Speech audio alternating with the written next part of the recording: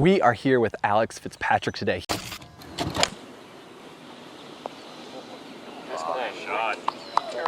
He is going to share with us his 5 essentials, everything from training aids to tech, gear, go-to shot, super fun convo, and you're going to see how he does his wedges. This blew my mind. Let's get into it.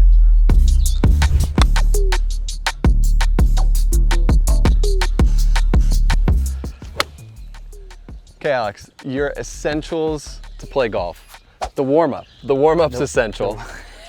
Yeah, my priority at the moment has just been warming up in the gym. I think that's a big factor for me. If I get in the gym early before I play, I don't even have to hit balls just because I'm already warm. But yeah, just mobility. And it's faster too. Like I've seen, like my speeds jump 2 to 3 miles an hour if I'm in the gym for 20 minutes beforehand. 100%. I think it also just prevents injuries. You know, you're just trying to prevent that. So yeah, I think that for me is the most important part.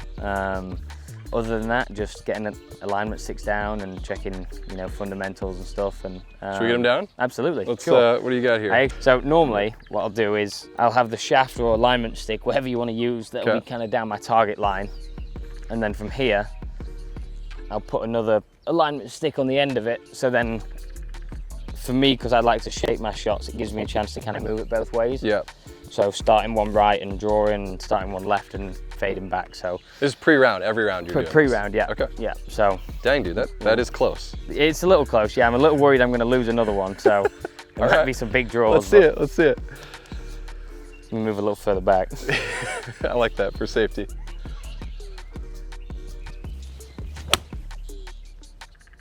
How good is that? So I'll do all my wedges. Okay. And then I'll move then to even numbers. So I'll do 8, 6, 4, and then all the woods and drivers. Okay. My 8 and 6 are pretty worn out, and the 9 and 7's barely been touched. So. Yeah, here you go. Look at this. You can see, here you go. There's the 8 versus the 7. You can see he hits the 8 just a little bit more than the 7. Almost a hole in it. Oh, that's good. So warming up, we're hitting draws. Mainly, we're hitting some fades just to make sure that it doesn't become a hook. Big, yeah. That's the best way to put it. Okay. Normally, it's probably 25 minutes of just being in the gym before a tournament round, just warming up, mobility, and just making sure everything's ready to go. Okay. And then we got an hour after that to tee time, or what do you? So yes, I would say an hour, even like 55 minutes. I'm pretty quick in warming up. I just like to get my stuff done and then head to the tee. I'm not one that's like, I don't like to see my ball go out there for an hour and a half. So what are you doing? Putting, chipping? Before this, or are we starting here? Start with putting, then I move to a little bit chipping, straight to the range, and then on the putting green just before I tee off, just for get the feel back of it. So. All right, the essential tech. We've got some tech sitting here. Do you travel with all this? I would say so, yeah. Okay. Yeah, which is, you know, is a pain in the backside, but no, it's worth it. So.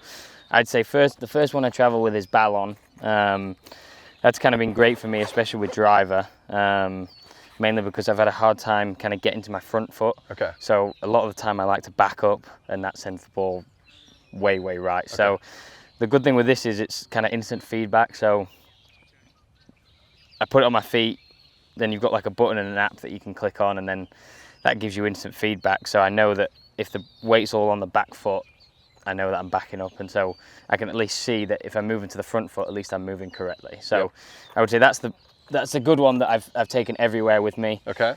This video is sponsored by Balon. They make this pressure insole that measures the pressure in your golf swing, so you can hit a shot and see your pressure trace and all that data. For me, I use it specifically for my driver. It helps me make sure I get my weight on my front foot by using the instant feedback on the app. Make sure to check it out, link in description. You can pick one of these up, start practicing, simulator, out on the range, on the course, wherever.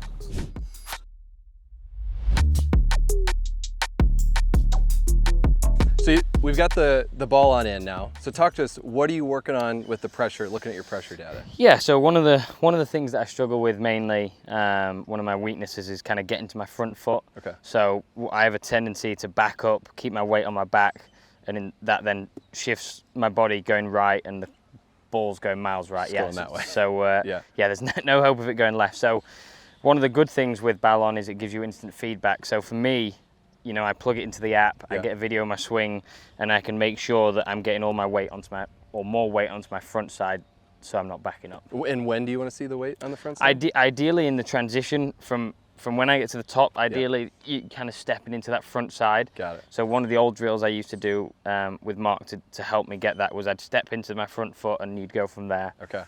So ideally in transition, you'd like to see a little bit more weight going forward. Yeah, because you're just not putting enough Correct. pressure Exactly. into that front foot. Okay, let's record a swing here. Give me just a second. Yep. Let's see, driver.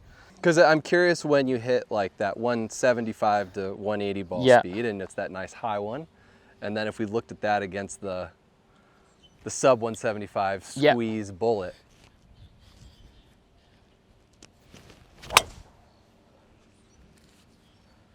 Success? Yeah, it's a little slow. Okay. I'm a little concerned with killing them over there, but. Oh dang, 306 carry on 173 ball speed. Dang, dude. That's optimized. We like that. Okay, so we've given yourself an extra 20 yards so you don't kill the people on the other side of the range. Okay, we can go ahead and swing at one here. Yeah.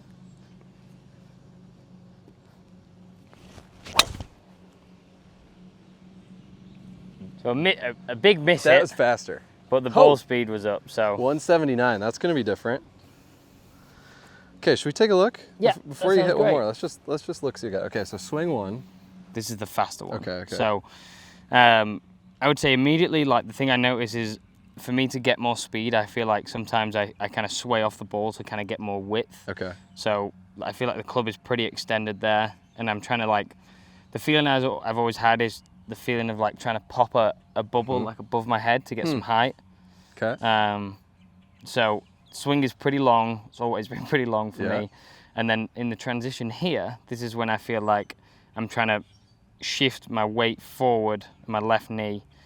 I actually don't think I do a great job, but I've definitely got some weight forward. You can see it in my left foot there. There's kind of a little bit towards my little toe side. So I'm touching the ground a little bit, but I think. Then you kind of jump and spin. So you can see, you can see my left foot, the way my left foot kind of rolls out and spins. Yep. So I'm barely even touching the floor till there. Yep. So, that's I would say the faster swing. Okay.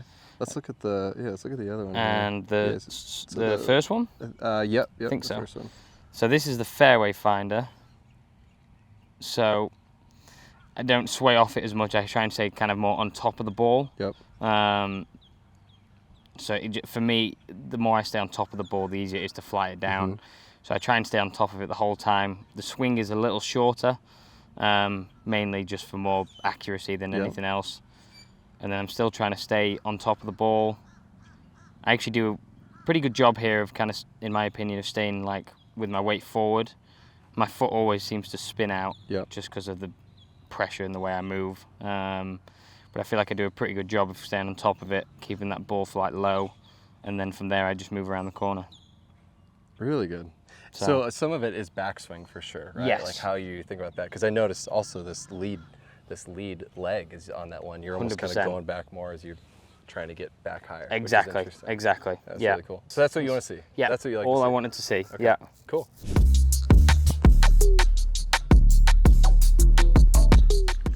Texting his coach, Mark Blackburn, last night. We've had it on the channel.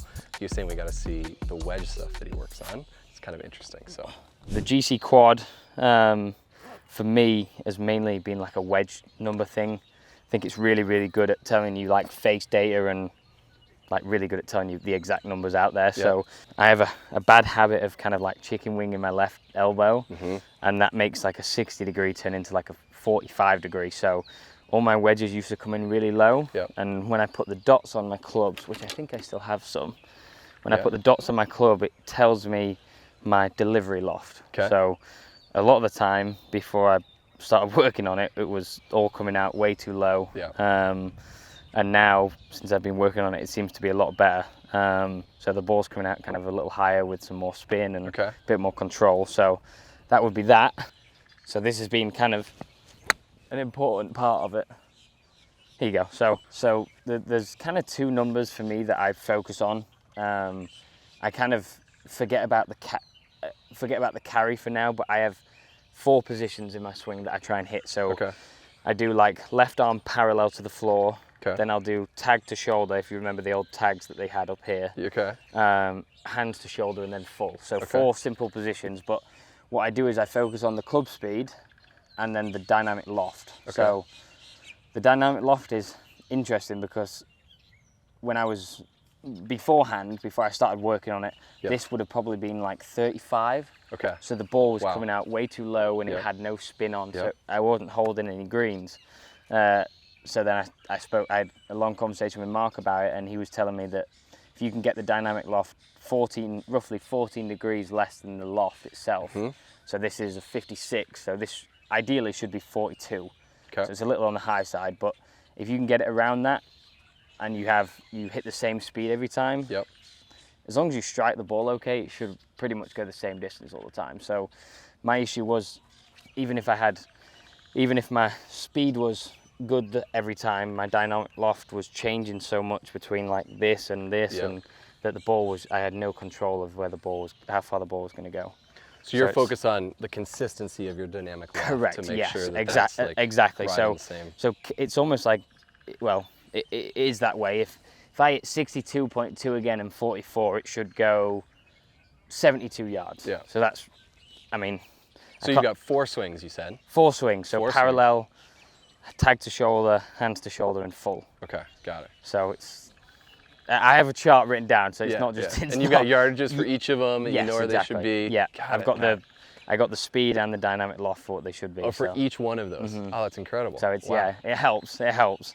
Otherwise, it's just a guessing game, you know.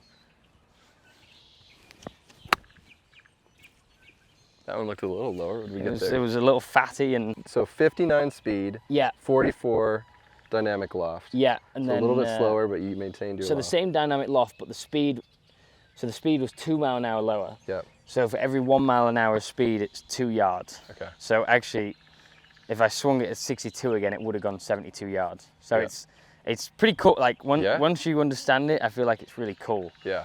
It's just obviously doing it's the hard bit. Yep. Especially when you like that for so long. I have to feel like I lay the shaft back a little bit and open the club face. Yeah. That was the only way that I could get it feeling like it starts better. So that's how I started, and then over time it's felt a little more like natural. So over time I think the shaft has become a bit more neutral, the face is still a little open. But if I didn't feel that, I mean, it was just always just driven into the ground. Yeah. Just low, no spin. 100%. Okay, walk us through. Let's hit one of these. What shot do you want to hit here? So we'll try a hands to shoulder 56. Okay. The speed should be, I think, 66, and dynamic loft should be about 42, 41.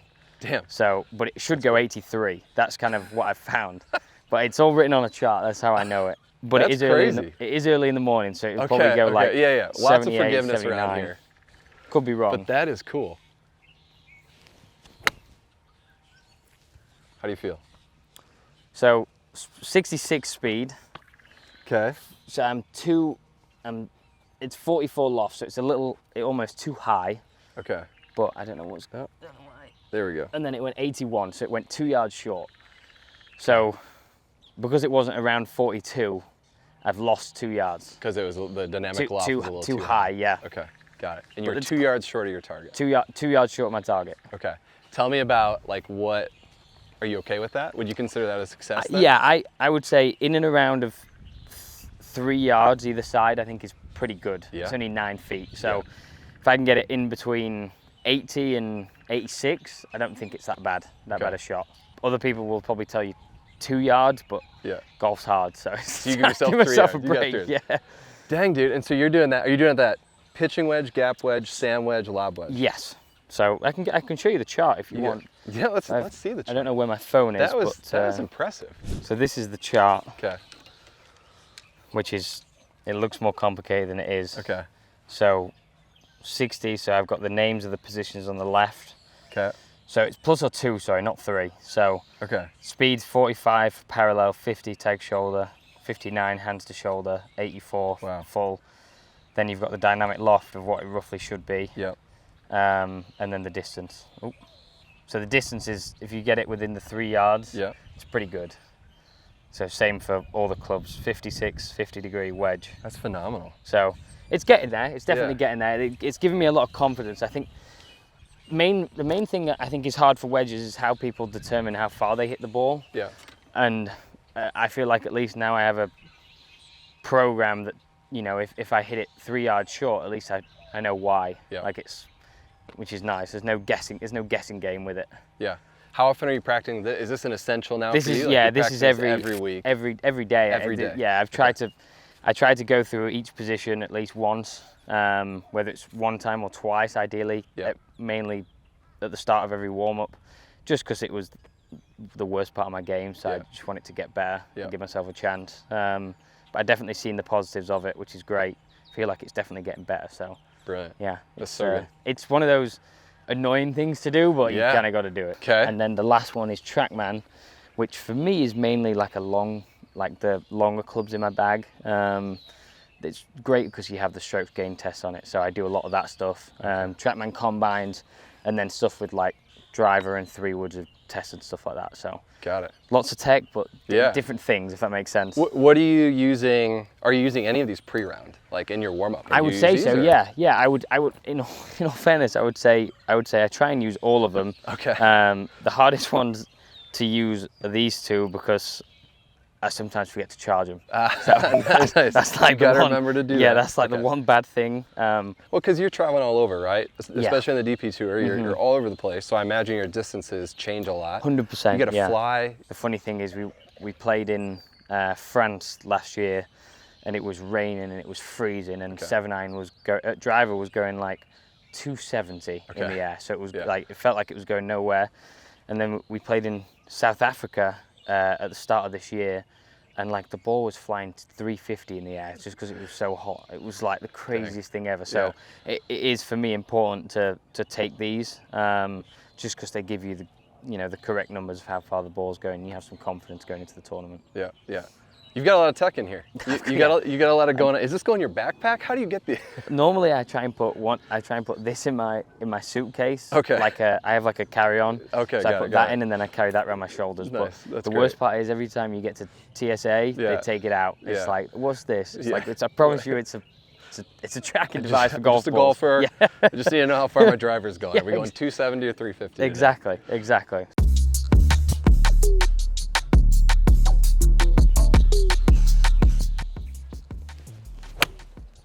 Okay, next essential in the bag. What training aids are you traveling with? Like what makes it out with you? So I would say this is kind of a bit of a newer one. I use it mainly to feel like I'm kind of squeezing my arms together. Okay. It seems to help me stop my chicken wing as much, so that's kind of like the main reason as to why I use it. What are you hitting with it? Let's see a shot. Anything, trying to driver or irons. So I'll whack a couple with a 7-iron. Let's see one. It just helps me feel like a bit more connected with my arms than getting any looseness in them. Just because you drag the handle and that kind of chicken wings out. Exactly. So helps you not do that.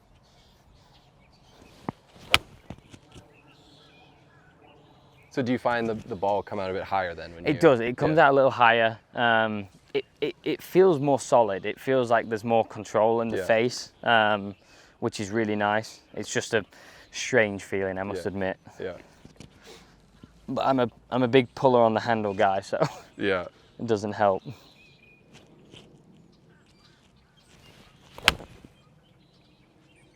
That's struck well. Well, Mark was saying this has been with the driver a big thing for you as well. Yeah. Are you loose enough to whack one? 100%. Yeah. So the driver is actually it's been a really annoying club for me because I have a lot of speed, but I have a really hard time lining the club up. We've been trying to figure out ways for a while of trying to what the best way is for me to feel like I'm lining the club up. Yeah. There's silly ways that Mark's getting me doing where I feel like I'm parallel and then I'm like, he's got me like jump spinning and all this sort of stuff. I've done that, been in his place doing that. Yep, familiar. So that's one. He's got me kind of up against the wall with the feeling that the club is, hitting the wall at the same time. Yeah. There's split grip. There's loads of different things. Because show people like what your tendency is. Your tendency is to drag the handle. Yeah. Right? So from here, my tendency is to get a little steep. Yeah. And then from there, I drag the handle load. So I end up, the left elbow kind of gets like this, and then the club face opens, so everything is a push bias. So So you're a great iron player. Yeah. That's always been a strength of yours. That helps with that. Yes. But then you get to this club and it's the worst thing ever. So it's like, it's trying to manage it's like two different golf games. It's so weird. So it's trying to like, what feels to me is like the club is lining up early. Yeah. But then with irons, it's like I'm trying to get on top of that thing and squeeze it. So but yeah, I'm hopeful with this ball. It helps me kind of stay connected. And is it hard to do? It's not as hard as you think. No. No, it doesn't feel too bad. It just doesn't feel like it goes as far right now than what it should.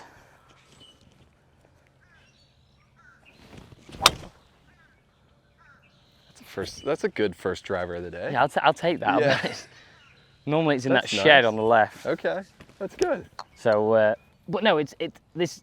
I think this is really going to help me. So this is a new essential for you. Yes, exactly. This is just going in the travel bag. 100%. Normally it's like a glove under the left arm sort of job.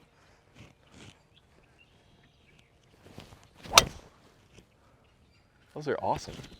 They're pretty straight. I'm pretty surprised. I'm not going to lie. Those are launched high and really straight. And straight.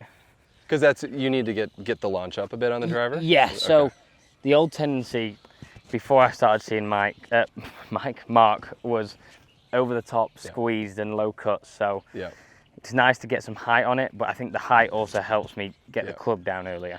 Yeah, dude, awesome. That looks really good.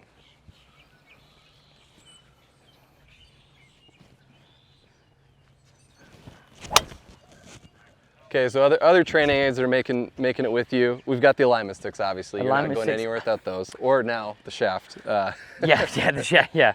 Lost one. In all fairness, other than the tempo stick for the putting, I would say this is probably the only thing apart from the glove in my left arm. Yeah. So. And you got some putting stuff. You said you got a mirror that you're using, and that always travels with. Yeah.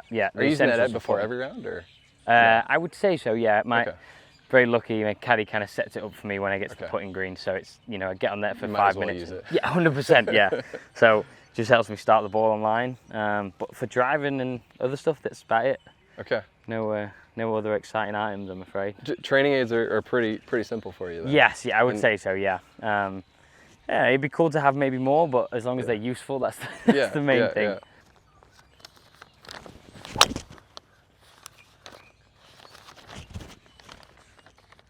So the go-to shot when the Open last year, right? You played super well. You had the nerves coming into the tee shots on a tight hole. What is it? That squeeze fade with the driver? I would say so. Yeah, especially if I'm uncomfortable. How hard is it to have that feel with the smart ball and the new feel then with? To be honest with you, I haven't done it much. I've been trying to whack it as far as I can at the moment. So, but it would probably feel a little awkward, but for my fairway find, I would stand a little closer, I'd grip it down a little bit, and I'd mainly, it comes out with maybe 5 yards of cut, but it feels very consistent, so. And are you swinging slower? Or no, you're still going after it? I'm still swinging it pretty hard, but it's not as hard as a stock drive, I would say. Yeah. It's just kind of something that gets me in play, I guess. Oh, there it is, the low. It was a touch heely. Bit more cut. But let's see another one. That's the general idea of the shape of the shot. Yeah, it's interesting. Hang on. You tee it up pretty low. If you always for the fairway finder. The fairway finder is low. Okay. Yeah, I don't like it when I feel like I high face the club a lot if I tee it up higher.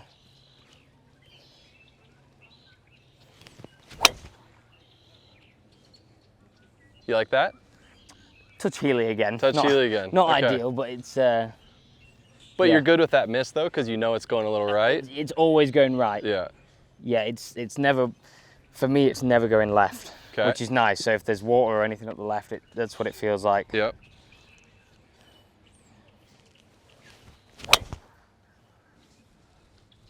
That's the go-to shot, left to right, low. That's quite a bit lower than some other shots that you've hit. Yeah. And you want to do that though with the go-to? 100%, yeah. It's going to come out a little lower. The only downside of it is if it's a little into wind, you're kind of struggling a little bit. It don't go very far. Okay. Yeah, what'd you get on that? That was only 260, so. Okay, we got 170 ball speed.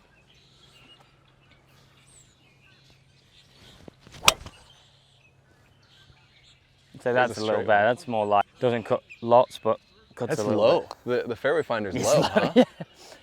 Okay, now show us just for kicks and giggles. We're having fun. Give us a high. So that was 172 ball speed. What do you think on like a normal hole?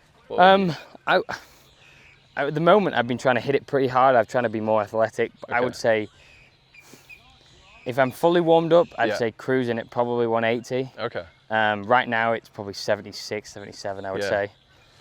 Let's see a little higher. What's the normal higher ball flight? Normal, it's, well, I'll try and show you. That's probably better. Oh, yeah. Night and day difference. Yeah, there's a big difference. So when do you hit that one and when do you hit the other one? Sorry, I'm just making sure it's not getting close to him. We're hitting the other.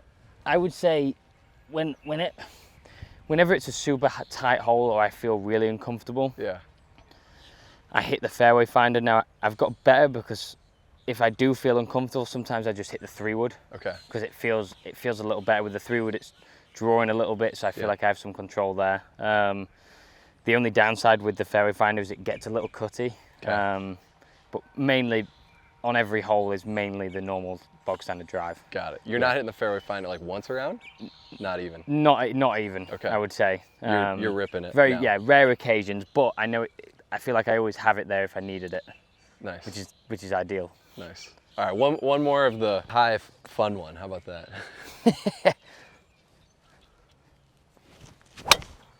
Oh, that is so nice to watch. That is really good. So many don't kill anyone. I don't know how far it is back there. I think no one's screamed or anything. It looks good. It's a nice flight. It's got better, that's for sure. Yeah. The comfortability was not as much when I was a little younger. Oh, I've got loads of room. Yeah, you're good. Okay, one more, and that's those are the essentials. Cool. Huh? The essentials are hit high bombs with Alex. That's the. That is so nice.